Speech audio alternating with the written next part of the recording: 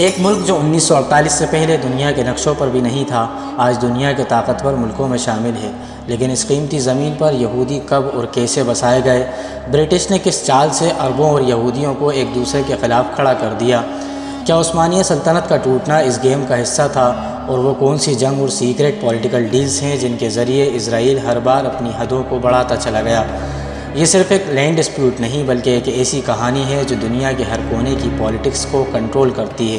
اگر آپ جاننا چاہتے ہیں کہ یہودی اور فلسطینیوں کا جھگڑا کیسے شروع ہوا، اسرائیل کا قیام کب اور کیسے ہوا، عثمانیہ سلطنت کے ٹوٹنے کا فلسطین پہ کیا اثر پڑا، زائنسٹ موومنٹ کیا تھا اور اس کا مشن کیا تھا، بیلفیئر ڈکلیریشن کس وجہ سے اتنا کنٹروورشیل تھا، 1947 میں UN کا پارٹیشن پلان کون کون سے ایریاز کو ڈیوائیڈ کر رہا تھا، 1948 میں عرب اسرائیل وار کے بعد کتنے فلسطینی بے گھر ہوئے، اسرائیل نے 1967 کی وار کے بعد کن کن ایریاز پہ قبضہ کیا، فرسٹ اور سیکنڈ فلسطینی بغاوت کیسے شروع ہوئی اور اس کا کیا اثر پڑا، ویسٹ بینک اور غزہ میں انلیگل سیٹلمنٹس کیسے فلسطین کے فیوچر کو افیکٹ کر رہی ہے، کیسے امریکہ نے اسرائیل کو دنیا کا پاورفل ملک بنانے میں مدد کی۔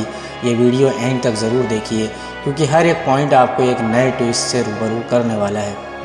پہلے فلسطین عثمانیہ سلطنت کا حصہ تھا، لیکن 19 سینچری کے اینڈ تک عثمانیہ سلطنت کمزور ہو چکی تھی اور یورپ کے کالونیل پاورز جیسے برٹین کی نظر مڈل ایسٹ پہ تھی۔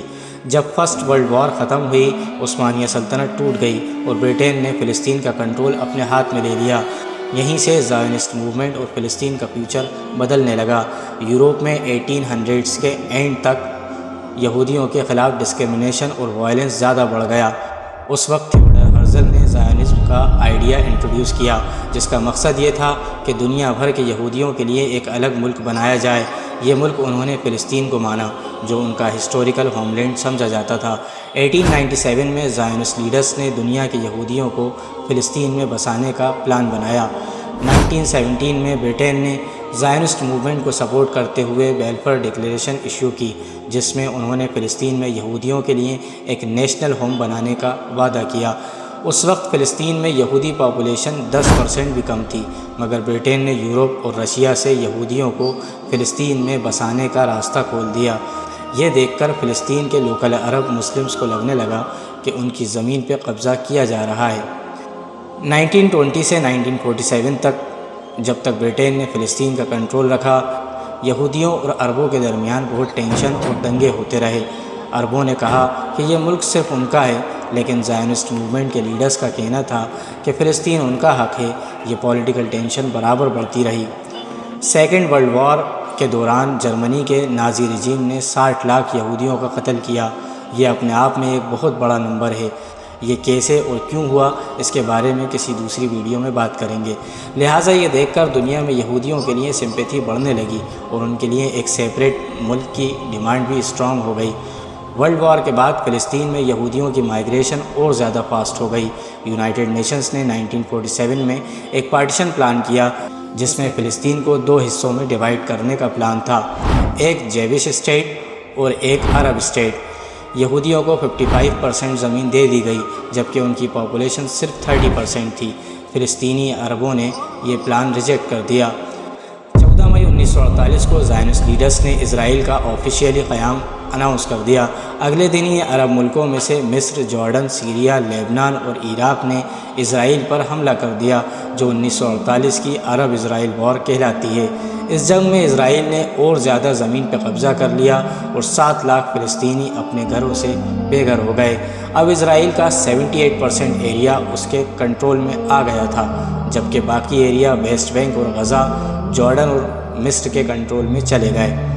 1967 میں 6 ڈے وار ہوئی، جس میں اسرائیل نے جارڈن، ایجپٹ اور سیریا کو شکست دے کر ویسٹ بینک، غزہ، یروشلم اور گولن ہائٹس پر قبضہ کر لیا۔ اس وار کے بعد اسرائیل نے فلسطین کے بہت بڑے حصوں پہ اپنا کنٹرول بنا لیا اور یروشلم کو بھی اپنا کیپٹل ڈکلیئر کر دیا۔ یہ اسٹیپ عرب کنٹریز اور مسلمز کے لیے بہت بڑی ہار تھی، کیونکہ یروشلم 3 مذہب اسلام، عیسائیت اور یہودیوں کا مقدس شہر ہے۔ اسرائیل کے کنٹرول کے خلاف فلسطین کے لوگوں نے ریزسٹنس موومنٹ اسٹارٹ کیا، جس میں 1964 میں پیلسٹین لبریشن آرگنائزیشن قائم ہوا۔ PLO کا مقصد تھا اسرائیل کے آکوپیشن کو ختم کرنا اور فلسطین کو فری کرنا۔ 1987 میں پہلی بغاوت شروع ہوئی جو اسرائیل کے خلاف فلسطینیوں کی ایک بڑی بغاوت تھی۔ اس دوران لوگ سڑکوں پر پروٹیسٹ کر رہے تھے، اسٹرائکس کرتے رہے اور اسرائیلی فورسز کا مقابلہ کر رہے تھے۔ 1993 میں اوسلو ایکارڈز کے ذریعے اسرائیل اور فلسطینی لیڈرز نے شانتی کی بات چیت شروع کی۔ اس ایگریمنٹ کے بعد فلسطین کے کچھ ایریاز کو اپنا خود کا کنٹرول مل گیا، اپنے کچھ معاملے خود سنبھالنے لگے۔ سال 2000 میں دوسری بغاوت ہوئی جو فلسطین اور اسرائیل کے ریلیشنز کو اور خراب کر گئی۔ اسرائیل نے ویسٹ بینک اور غزہ میں انلیگل سیٹلمنٹس بنانا سٹارٹ کر دیے جن کو انٹرنیشنل لاء کے مطابق غیر قانونی مانا جاتا ہے۔ آج بھی اسرائیل ویسٹ بینک کے بڑے حصوں پہ قبضہ رکھتا ہے اور یہ سیٹلمنٹس فلسطین کے لیے انڈیپینڈنٹ اسٹیٹ بنانے میں سب سے بڑی رکاوٹ ہیں۔ امریکہ اسرائیل کا سب سے بڑا سپورٹر ہے اور اس کو ملٹری اور ڈپلومیٹک ہیلپ دیتا ہے۔ عرب ورلڈ ٹریڈیشنلی فلسطین کے ساتھ تھا، لیکن ریسنٹ ایئرس میں کچھ عرب کنٹریز نے اسرائیل کے ساتھ ریلیشنز نارمل کر لیے ہیں۔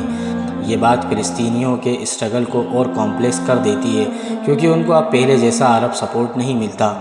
اسرائیل کا قیام اور فلسطین کا قبضہ ایک لینڈ ڈسپیوٹ سے زیادہ پولیٹیکل، ریلیجیس اور ہسٹوریکل مسئلہ ہے۔ آج اسرائیل ایک پاورفل اسٹیٹ بن چکا ہے جبکہ فلسطینی اپنے حق اور آزادی کے لیے اسٹرگل کر رہے ہیں۔ یہ کانفلکٹ صرف مڈل ایسٹ تک محدود نہیں بلکہ پوری دنیا کی پالیٹکس پہ اثر ڈال رہا ہے۔ ویڈیو پسند آئی ہو تو چینل کو سبسکرائب ضرور کر لیں اور فری پیلسٹین لکھ کر کمنٹ ضرور کریں۔ شکریہ۔